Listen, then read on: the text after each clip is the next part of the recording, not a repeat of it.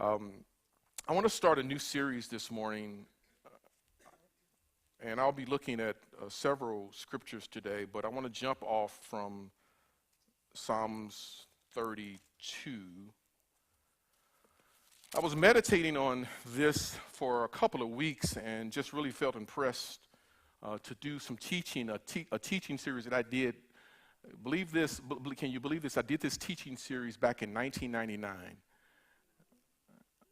It was the first year that we were a church. I did this teaching series on how to hear and recognize the voice of God. And so I'm really organized with my sermons. I have all of my sermon notes for almost 20 years back. And anyway, this is not so much a repeat of that as an updated version of what we're going to be talking about for the next few weeks. But the premise of what we're going to be dealing with over the next few weeks is hearing the voice of God. And what does that mean? And really just sort of pressing into that and teaching out of that mentality as well. But the overall series that I want you to, the title of this whole deal is called iSurrender. iSurrender. Is it up there already? Is it behind me? Is it okay? All right, so that's what we're dealing with. This is iSurrender. So Psalms 32, I want to look at verse 8 and 9 in the New King James Version. And it says, I will instruct you and teach you in the way that you should go. I will guide you with my eye. Do not be like the horse or like the mule, which have no understanding, which must be harnessed with bit and bridle, else they will not come near you. It's an interesting thought today, particularly with all of the noise that we have. I remember growing up as a kid, and television had on television you had to see Channel 2, Channel 4, Channel 5, Channel 11, and then Channel 30. I remember that. It was easy to remember because there was only 5 channels. In the area that I grew up in, St. Louis, and that was pretty much it. And you didn't really watch a whole lot of Channel 30 because it was always, sometimes it was a little foggy and snowy, And then about midnight, if you were not careful, if you say, for instance, you fell asleep, there at midnight, the television, they would play the national anthem.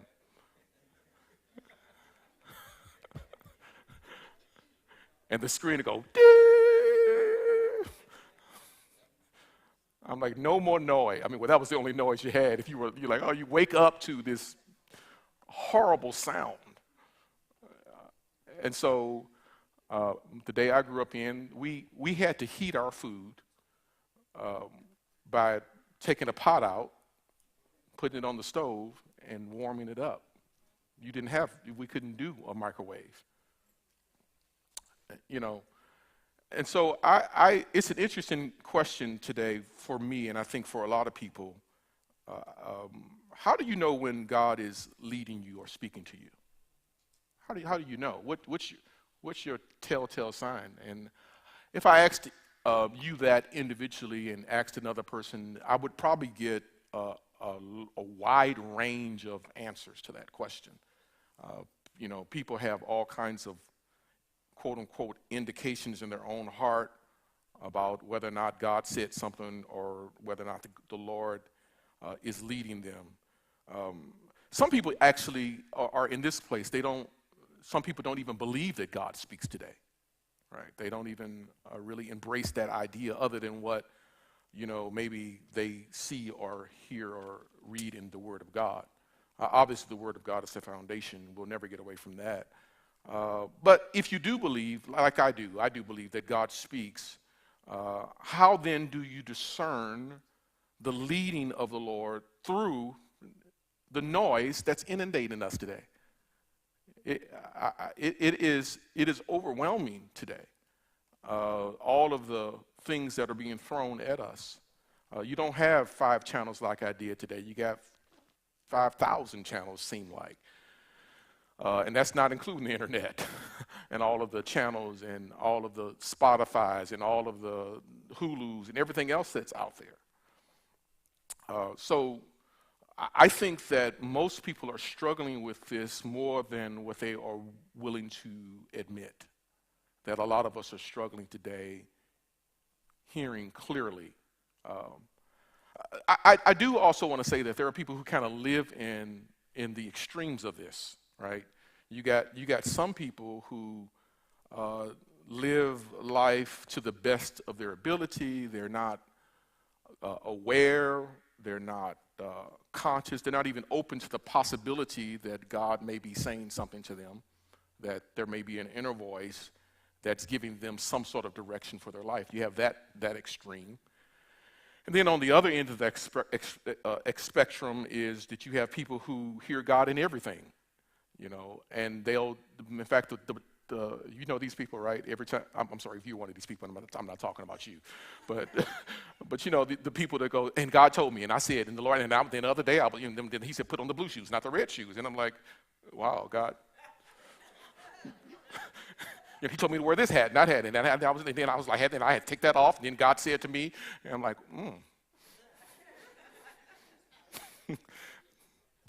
I'm not saying God is not involved. I'm not saying you're not hearing God. I'm just saying that's a lot.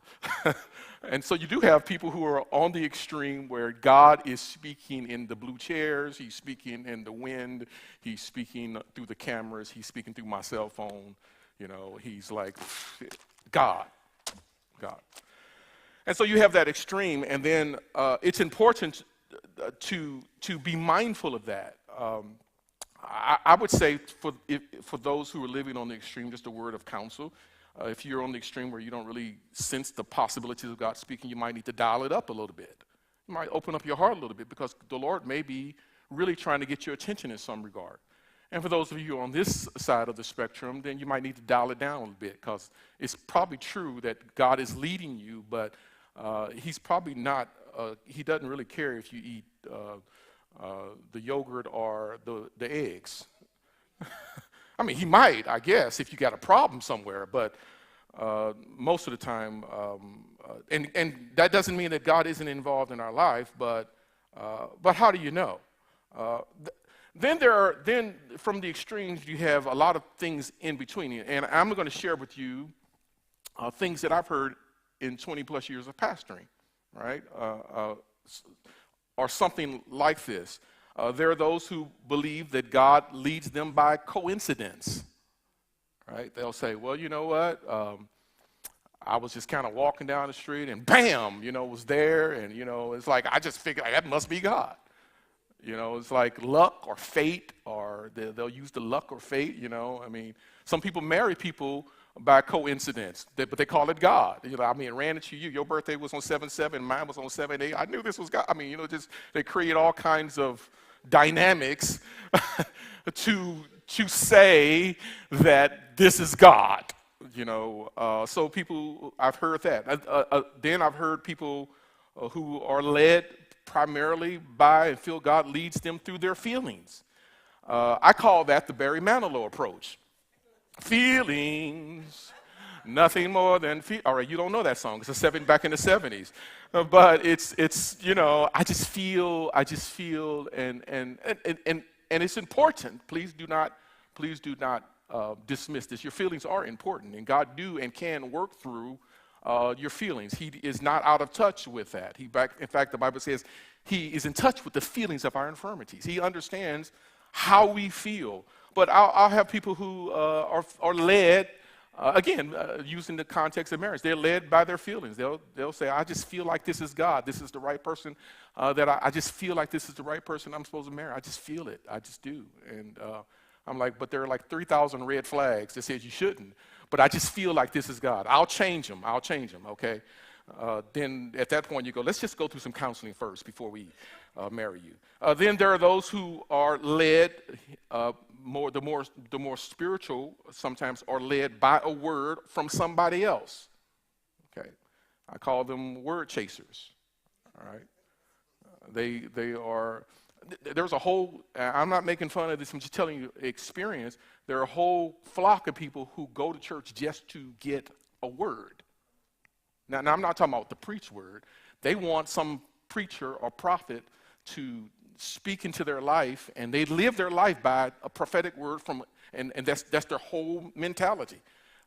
And again, there's nothing wrong with that in and of itself. I have personally experienced prophetic words spoken into my life by people that I've trusted. I have experienced prophetic words by people that I did not know. But every one of them, what I've learned over the years, because the scriptures teaches us this, that they have to be judged. They have to be governed by the Word of God. So I've experienced that. Another thing that I've experienced over the years and heard over the years from people is those who are inspired or led by dreams and visions. All right? They're led by dreams, visions. They're led by numbers. I think that has its place. I just think that it's not completely, it should not be the completely in all of everything. You know, the number 7 in the Bible means perfection, you know, so you have to be mindful of that. But what is the Lord saying now, you know, in that regard? So there's that, visions, dreams. And I've had visions and dreams of things that the Lord has really impressed upon my heart. And they've been very, very, some of them, let me be honest, some of them have been very accurate. Some of them was from maybe something I ate the night before. But I had to discern that, you know. Then here's another one that I've heard as well. Those who subscribe to what I call the open door, closed door method of life. If the door opens, it's God. If the door closes, it's not. Now, that could be true. Again, that could be true. But the devil can open some doors too, and it not be God. And the devil can close some doors that are for you that God wants you to ram through. So you can't totally adhere to the open door, closed door method. Others who are, I've heard this one as well. I've heard a lot over the years, y'all. Those who are led by pressure from other people. I'll give you an example of that. Some people won't leave a church that's dying because their family is there. It's my family church. It's 3 of y'all and y'all fighting. Okay, right? And you're not getting fed, and you're not growing, and you're not, you know, and all of that. And, you know, but I mean, loyalty only goes so far. I love you, but, you know, if I'm dying with you, somebody got to move. I got to get out of here, right? So, but some people are led by the pressure of other people, not just in family churches, but in life. They're led by the pressure of other people. And then this is what I call the shutdown method, is that, and I heard this over the years, you know, Pastor, I'm leaving the church. Okay, tell me why. Well, the Lord told me. You just shut me down. People will tell you God said to them to do something. What that means is, I'm not open for your counsel. So how do you argue with God? You know, but we have to be careful. And I'm not saying that God didn't say that, but sometimes people use that as a way to shut other people down, is to declare that God told them something that they just don't want you to tell them right or wrong. God told me to marry him. Okay. I guess I can't say nothing about that, even though the signs suggest otherwise. You don't want to say to them, that ain't God. Until after they are married to them and 3 years in, all hell is broken loose, and you go, I was trying to tell you that wasn't God. I had a lady tell me that once. We counseled her not to marry a person years ago. We counseled her not to marry a person. She married him anyway, and then she came back and blamed me for marrying him. I said, okay. I said, something must have been lost in translation. Can I just say this to you? Because there's a humility that needs to happen when it comes to hearing the voice of God. Nobody hears perfectly. Nobody. You say, well, I believe I hear perfectly. You don't even hear your wife perfectly. Now, don't tell me you hear God perfectly. Nobody hears perfectly. But the fact that nobody hears perfectly is not a deterrent from us desiring to hear God. That we should go after him. We should pursue the voice of God. We should be all about that. We should be all about seeking the will of God and pursuing the voice of God and listening to what God has to say to us. And this text, this verse in Psalms 32 really, to me, is a jumping off point. It's a jumping off point because here's what he's telling us in verse 8. He is telling us that I am still in the business of leading you.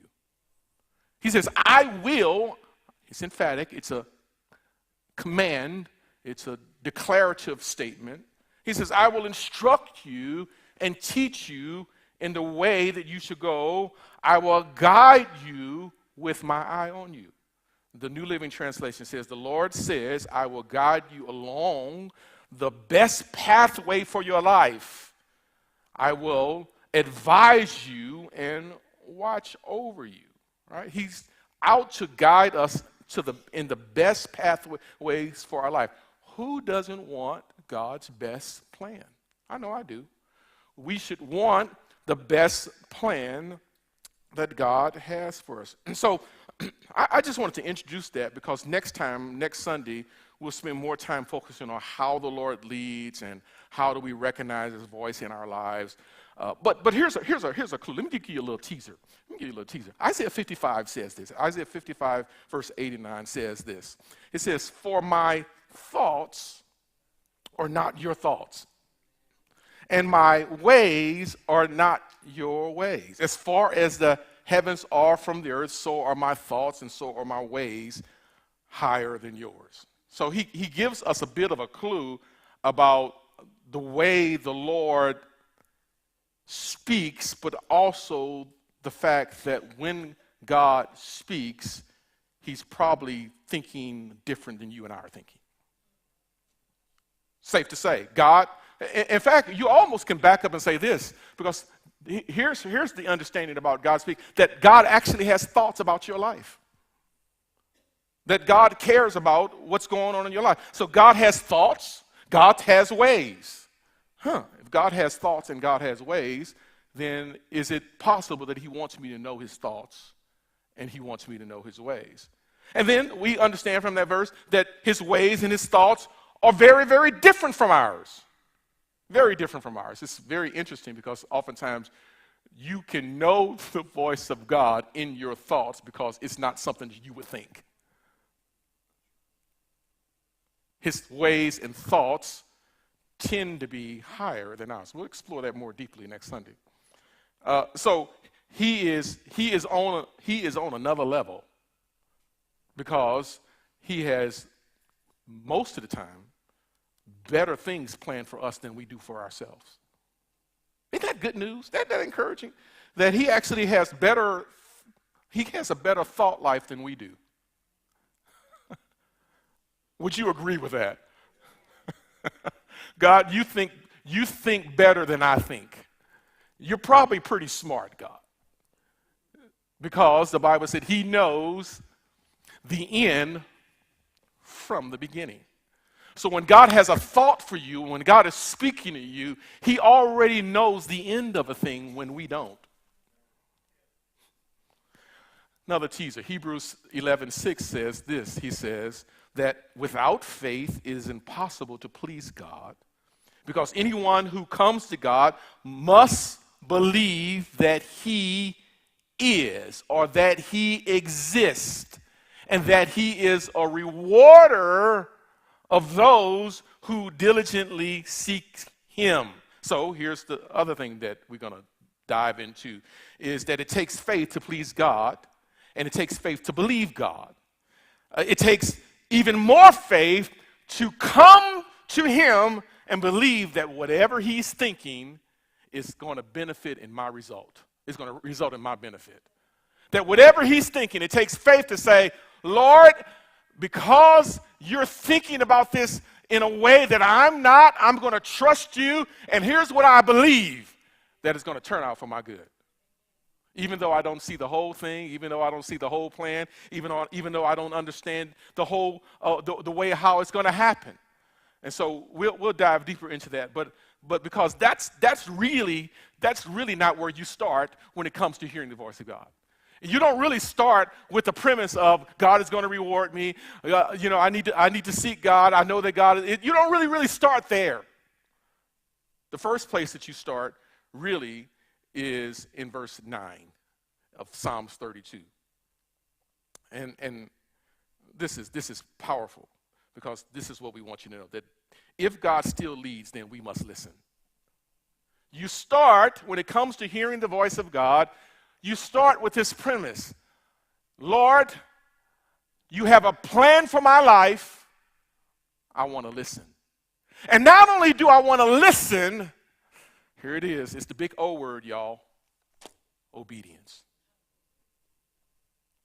It really is the premise of hearing from God, is having your heart conditioned and postured in a place of obedience. In the place of obedience, all right? So he says in verse 9, Psalm 32, he gives this warning. He says, do not be like the horse or like the mule, which have no understanding and must be harnessed by bit and bridle, else they will not come near you. Now, if you don't live on a farm or you don't ride horses, you don't have a clue.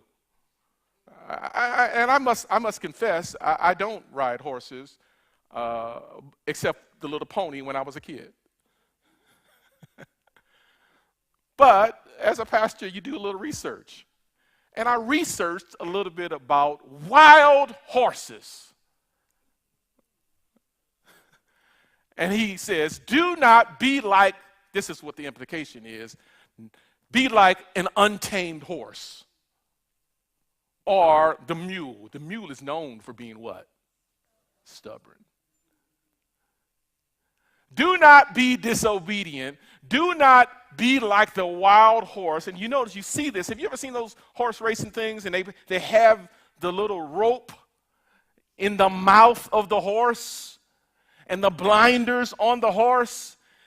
The bit is in the horse's mouth, and it is controlled by pulling it and yanking it and controlling it to make the horse go where it's supposed to go. He says, don't be like that when it comes to listening to God. The horse, the wild horse, runs when it is untamed. It runs when it is untamed. Why? Because it's afraid of the trainer. The wild horse does not trust, so it becomes self-reliant.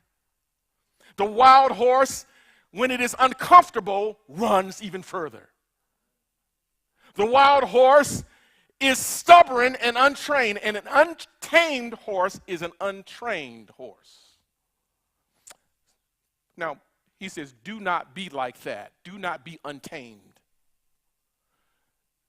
Do not make me do not make me put a bit and bridle in your mouth so you can come close to me.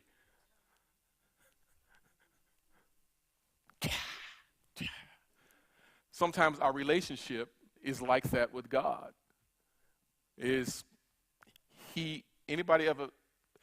Some of us have the mentality that God is a whooping God.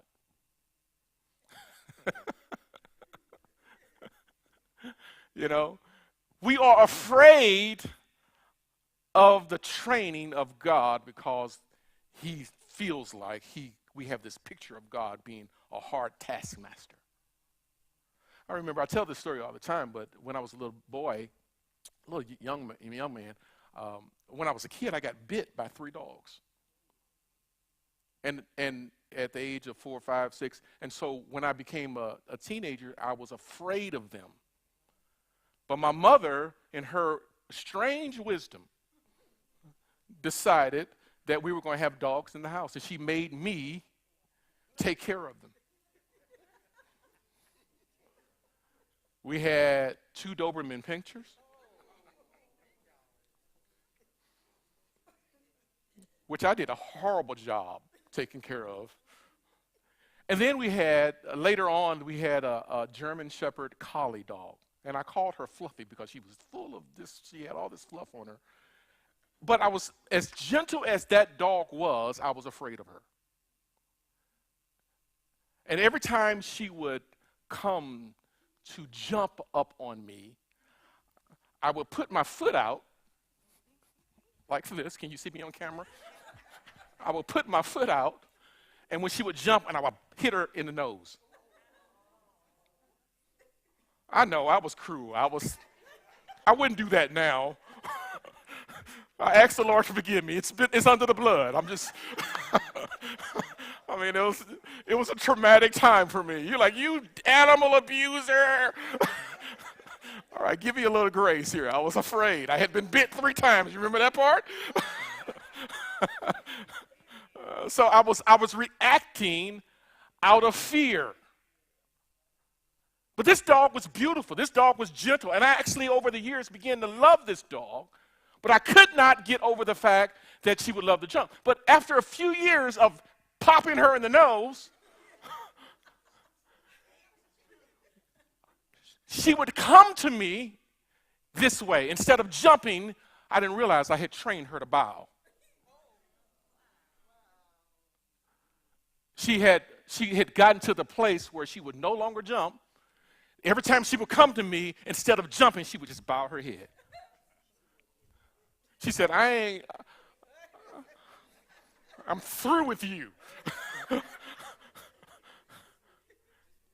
And it was out of that posture when I realized that my cruel training trained her to be docile.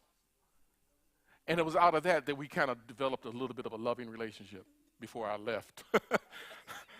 Went to the military. He says, do not, and so sometimes what we do is we have this picture of God that says, Lord, if I come near to you, what you gonna do? If I come near to you, Lord, will you pop me? Will you abuse me? We had a wonderful men's meeting yesterday, and Lamar, you said something that was really a blessing to me and really powerful in our men's session. And he was just, we had an encouraging session. We were just going around the room encouraging one another. And he was just encouraging. He said, the enemy will confuse you and abuse you. Will he not? But that's not God. And we should never have the picture of God being one who is out to confuse us and abuse us. She said, why are you saying all this? Because it is important to understand who God is if you're going to obey God. If you have a picture of God as being one who is just needing to bit and bridle you and beat you and bring in, he's actually saying, don't be that way. Don't be the type of person to think that when you come to me, that I'm going to abuse your life, that I'm going to somehow cause you to embrace a life where you feel like you cannot trust me. That's what wild horses do. They run because they don't trust the one who's training them. And yet, God is saying, if you're going to hear my voice, you have to trust what I'm going to say. And you have to be in the place where you not only trust, but you trust and obey. Remember the old hymn, trust and obey, for there's no other way to be happy in Jesus. He said, do not be like that. But I want my way. How's, Dr. Phil, how's that working for you? Anybody been there? I have. Gonna do my own thing. I can't trust God. Every time I trust God, stuff happens. Right? If you in that place, you ain't studying, like they say back then. You ain't studying obedience. You're not even thinking about it because you don't believe that God has something good for you, that God has something better for you, that God has good things for you and for your life. He says, don't be like that. Don't be like the horse and mule that have no understanding of who the trainer is or who God is. Look at somebody and say, don't be that way. Don't be that way. Don't be what way? Don't be untamable. Don't be without understanding. Don't be afraid to come near to God, to approach God. Here it is again, beloved. Obedience is the primary posture to hearing and recognizing the voice of God in our lives. Let me say it one more time. Obedience is the primary posture to hearing and recognizing the voice of God in our life. You say, Pastor, say it one more time so I can write it down. Sure, obedience is the primary posture of hearing and recognizing the voice of God in our life. Not what is the Lord saying, it's are you willing to obey what the Lord is going to say? Okay, let's deal with the obedience thing a little bit more. If obedience is the primary posture of hearing and recognizing the voice of God, then I put it this way. I got to resolve some things. No need, first of all, no need of asking God to make things clear, to reveal his will in your life if you haven't resolved the yes or no issue.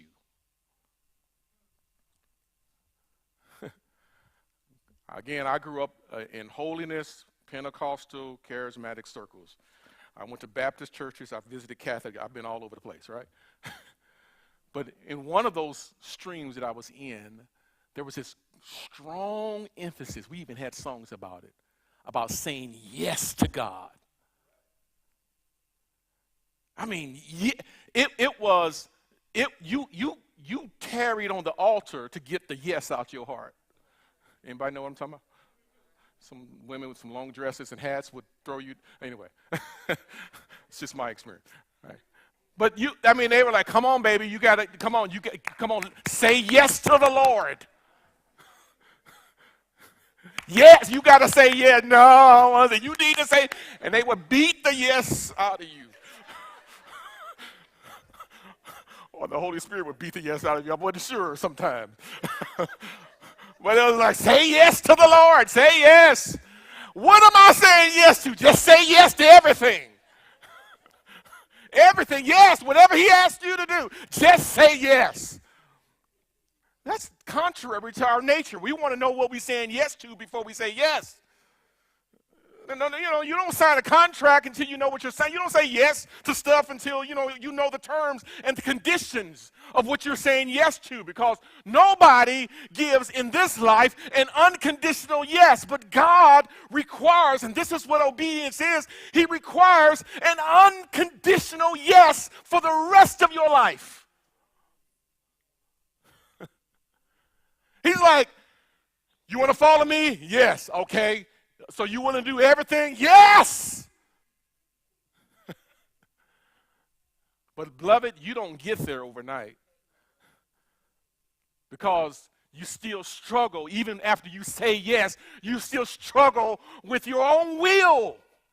You still struggle with your own way. You still struggle in your mind with God's best for your life, because, in a lot of ways, you're just kind of living in the moment. You're living in the circumstance of the moment. You're just trying to figure things out, and you're just kind of going to do things. You do the most expedient thing, and you do the thing that will make you the most comfortable. But trust me, when you say yes to God, get used to uncomfortable. They would do that all the time. And I remember as a young man, it was like, Lord, I'm willing to say yes. So there's no hearing God's voice, because if you don't position yourself to resolve the yes issue, very rarely will God lead and speak. How'd the song go? Let the church say yes, yes, yes. Yeah, that was a whole song. Yeah, yes. My soul says yes. My soul says yes. Oh, yes. Yes. Yeah, yes. Let the church say yes. Like, is there any other verse to that song? No. We really want to drive it deep in your spirit that everything about God in your life is being a yes man. A yes woman.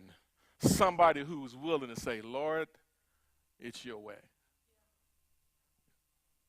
And earlier in my years, we used to sing the hymn, Have Thine Own Way, Lord. Thou art the potter, I am the clay. Mold me and make me after your will, while I'm waiting, yielded and still. The condition of every Christian and believer is this: you don't get saved to say no. You don't get that choice. Not one who's truly surrendered. At some point, you got to pick up the white flag and go, I say, yes, Lord. I surrender. I mean, this is it. I'm in it. I'm in it to win it. I'm in it, God. Another song, I have decided to follow Jesus. No turning back. Some of us say we don't turn back, but a few of us have looked back. No turning back, no turning.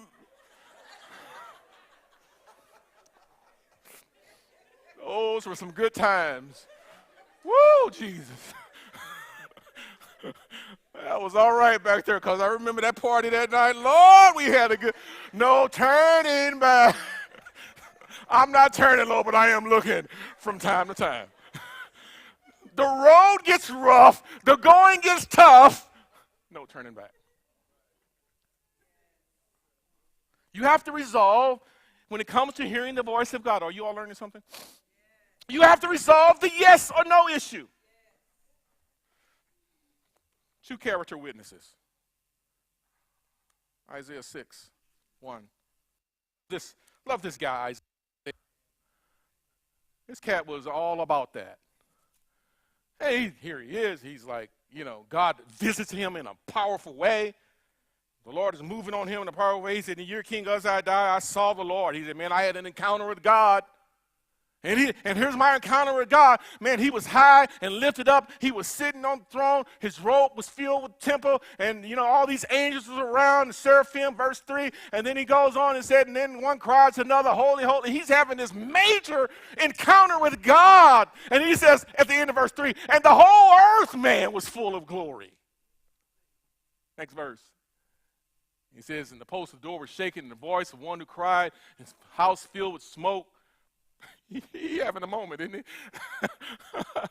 And then his only response was, oh, woe is me, I'm undone.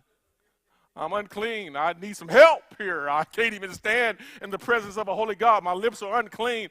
And so, because my eyes have seen the King, the Lord of hosts. Next verse. And he says, then one of the seraphims flew, put something on his tongue, cleansed him. And after he was cleansed, what he wanted from his tongue was a yes.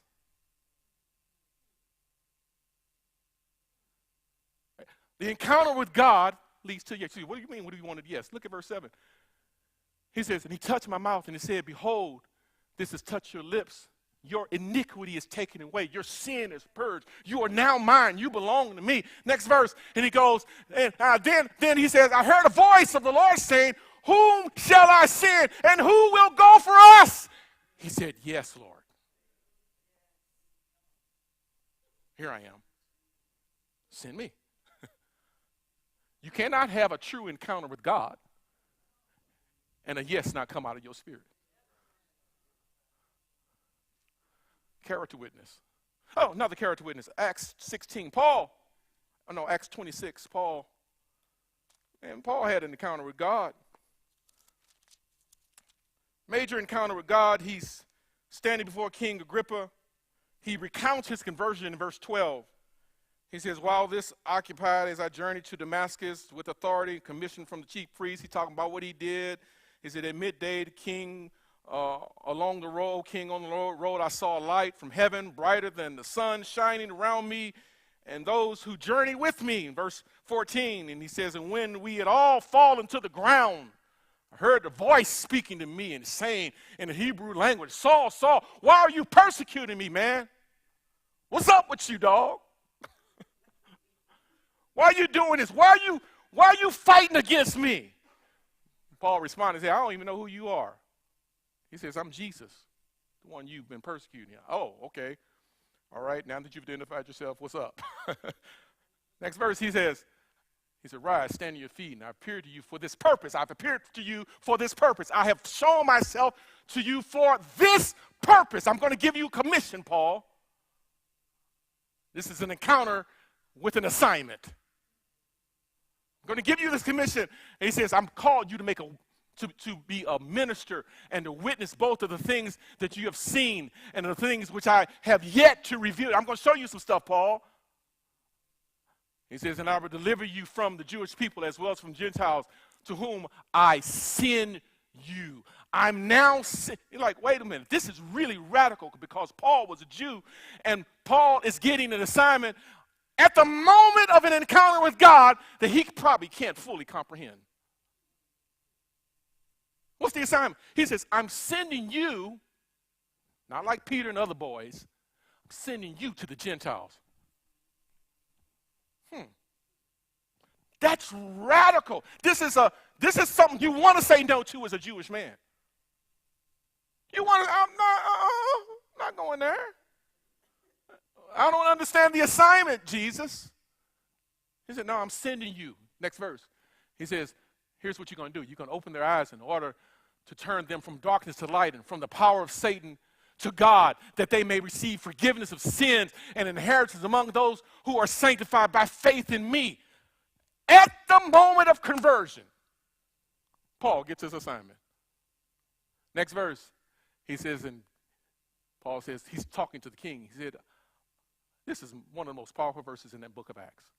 He says, King Agrippa, I was not disobedient. I, King, said yes. You don't think God wants a yes out of us? He said, I was not disobedient to what God showed me. Can I say this? Obedience makes your life a lot happier. I wasn't disobedient to what you character witness. Whenever you are talking about hearing God's voice, He is positioning you. He wants you to be in a position to say yes to the will of God. Sometimes, beloved, I'll tell you, it's all very, very true that the things that the Lord may ask you to do may not be the most comfortable thing in the world. But I would rather be uncomfortable in the will of God with the grace of God than comfortable outside of the will of God and on my own. There's no other place that you and I should want to be. And so you have to resolve the yes or no issue. Here's the real deal about obedience. These are things that I just thought of when I was preparing this. I had to come to grips with this many, many years ago. The times that I remember very clearly, very specifically, the encounters that I had with the Lord as a young man. Quiet times, alone times, times of seeking Him and asking Him what is it. My whole posture at that period in my life, and still is, but that posture, that period of my life was, Lord, I don't want to miss your will for my life. 17 years old. I don't know completely what it is. I was feeling a very strong call at that time to teaching and preaching ministry as a young man. But I said, Lord, I don't want to miss your will for my life. And let me just tell you where I was, where I believe I was at that phase in my life and where I am now. That was a very intimidating thing to me. Mainly because I had no experience of having a father in my life who I could trust.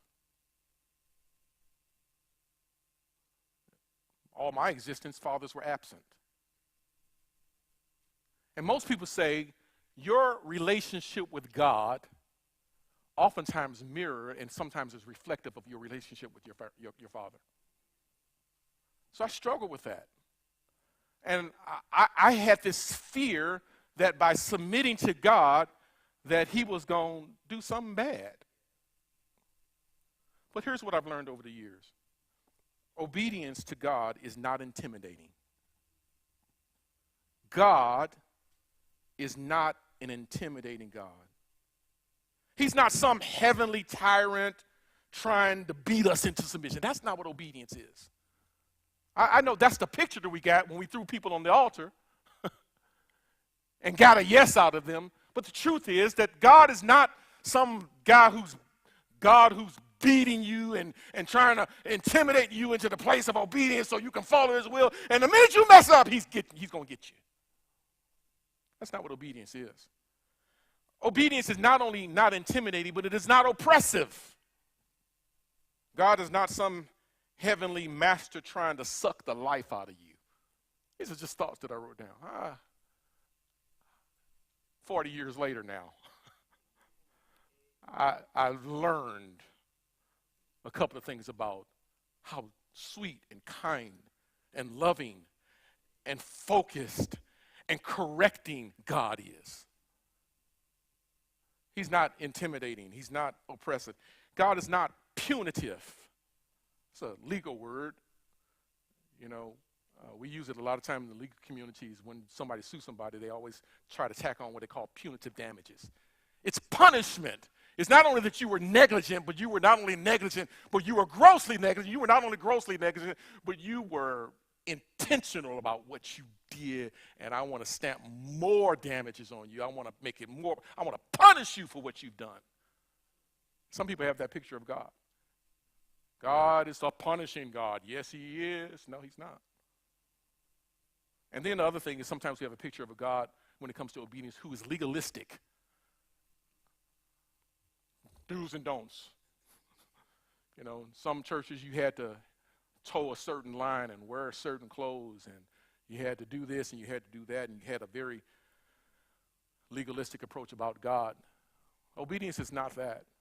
I think that when it comes to obedience, the Lord is really moving on our hearts to say, come to me, I care a whole lot about you, and I'm going to take good care of you.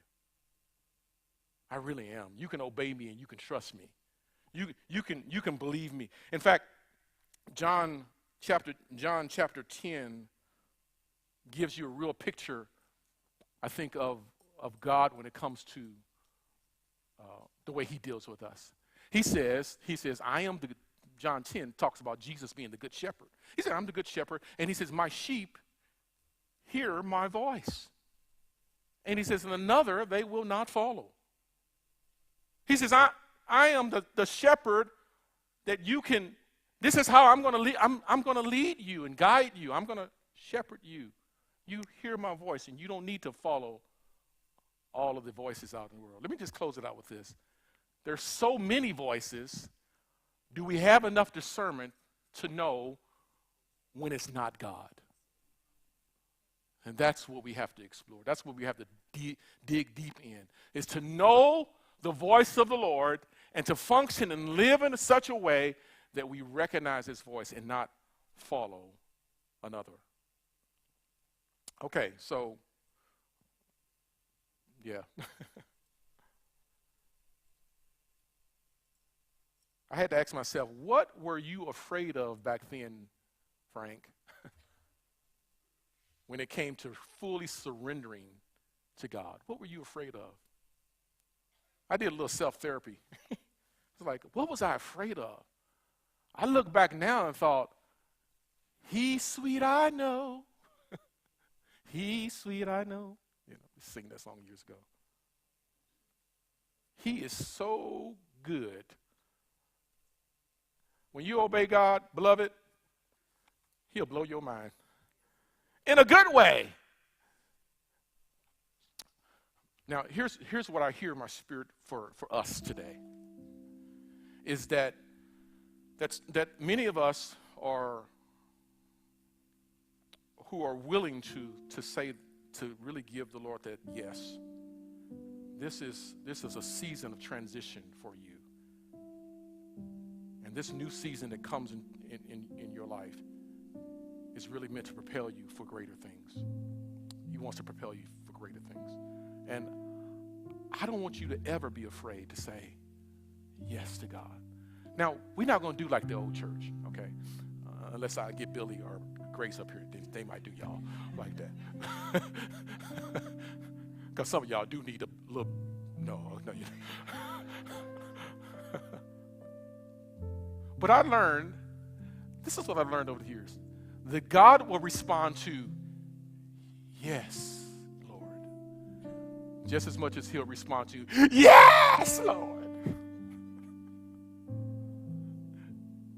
Either way, if you got to go, yes, Lord, then do you. But don't just scream and not mean it from the heart. Sometimes we scream because we wanted them folks off of us. Just being honest. I have been at church a long time, and I've seen a lot of stuff. We used to give people CDs. You know, when people come and lay hands on you, give them a courtesy drop because you're like, don't push me today. I'm just going to drop down just so you can go to the next guy.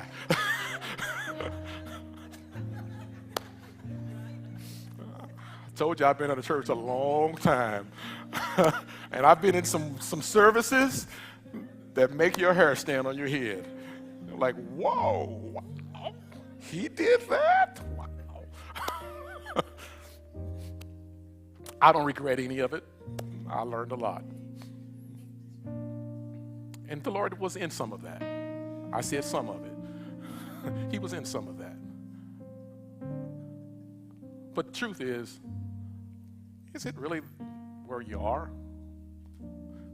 Some of you are already there. This is just a reminder. But for those of you who are really struggling with that, I want you to know you can trust God. He wants to propel you into a new season. What if the Lord told you to do something that you didn't want to do? What if the Lord said, don't marry him now. Wait on me for something different. Will you be obedient? What if the Lord said, don't take that job, do this one, but that one looks like it's... What if the Lord said, don't go here, go there? I'm convinced my life was saved a few times by just saying yes to the Lord in some of the strangest moments.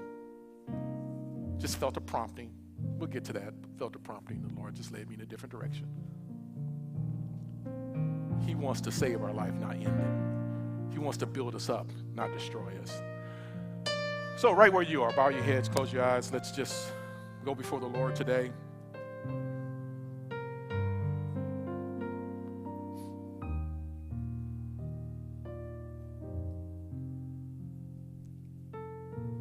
We just pause, Lord, in this moment to honor you.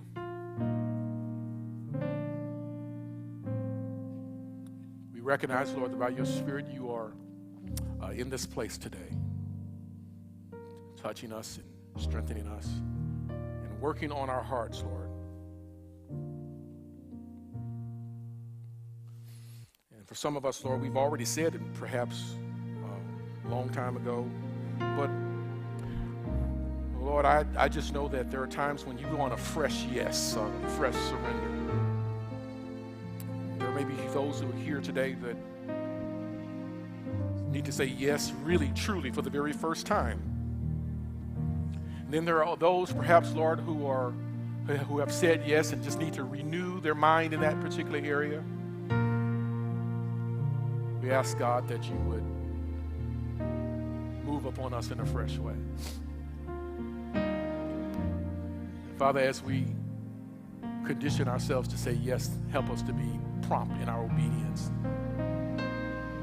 We love you, Lord, for the way you love us, the way you care for us, the way you deal with us. And we thank you, Father, for it. In the name of Jesus. Would you just stand on your feet if you're here today?